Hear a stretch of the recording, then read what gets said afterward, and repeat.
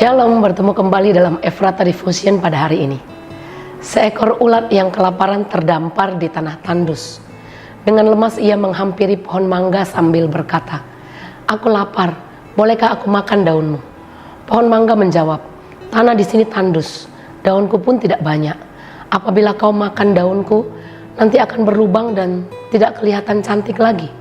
Lalu aku mungkin akan mati kekeringan. Tapi baiklah, kau boleh naik dan memakan daunku. Mungkin hujan akan datang dan daunku akan tumbuh kembali." Ulat naik dan mulai makan daun-daunan. Ia hidup di atas pohon itu sampai menjadi kepompong dan akhirnya berubah menjadi kupu-kupu yang cantik. "Hai pohon mangga, lihatlah, aku sudah menjadi kupu-kupu. Terima kasih karena telah mengizinkan aku hidup di tubuhmu. Sebagai balas budi, aku akan membawa serbuk sari hingga bungamu dapat berbuah." Pohon mangga pun kini menghasilkan buah yang lebat. Dalam hidup, kita sering memperhitungkan untung rugi dan pengorbanan yang dilakukan ketika memberi. Jika saya memberi, saya akan kekurangan. Tapi sadarkah kita setiap kita memberi ada seperti sukacita di hati? Bunda Teresa pernah berkata, "Lakukan apa yang menjadi bagianmu dan jangan memikirkan apa yang akan kita dapat."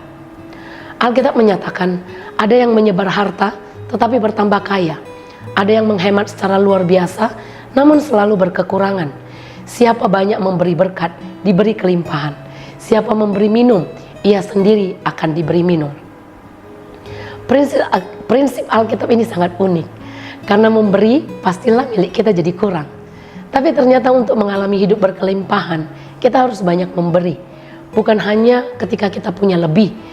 Memberi dalam keterbatasan seperti si pohon mangga, dan ia menuai kelimpahan setelahnya.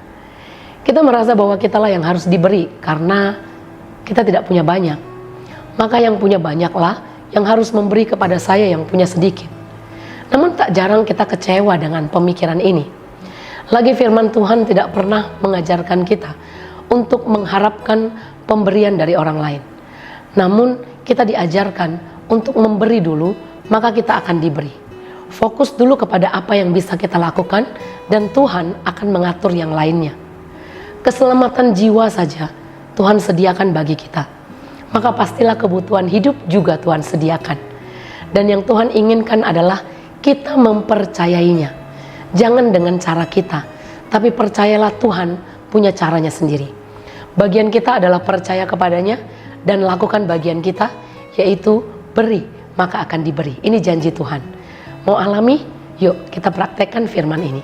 Mari kita berdoa. Tuhan, terima kasih, kami bersyukur. Kami adalah orang-orang yang sudah menerima. Tuhan beri kami, maka kami rindu Tuhan. Kami juga punya prinsip hidup di mana kami beri supaya kami juga diberi seperti firman Tuhan berkata. Mampukan kami Tuhan untuk bisa melihat ini dan mempercayai firman ini supaya kami bisa alami janji berkat Tuhan. Kelimpahan yang Tuhan nyatakan, yang Tuhan janjikan, itu boleh kami alami. Ajari kami Tuhan untuk memberi dengan motivasi yang benar. Ajari kami Tuhan untuk memberi dengan tulus hati tanpa mengharapkan pamrih. Ajari kami Tuhan untuk memberi dengan mempercayai bahwa Engkau Kristus akan memimpin dan menolong kami. Ketika kami memberi, maka kami akan diberi karena Tuhan yang menyatakan janji itu. Tolong kami Tuhan untuk melakukannya dalam hidup kami. Kami mau serahkan hidup kami ke dalam tangan-Mu. Dalam nama Tuhan Yesus Kristus kami berdoa dan bersyukur. Amin.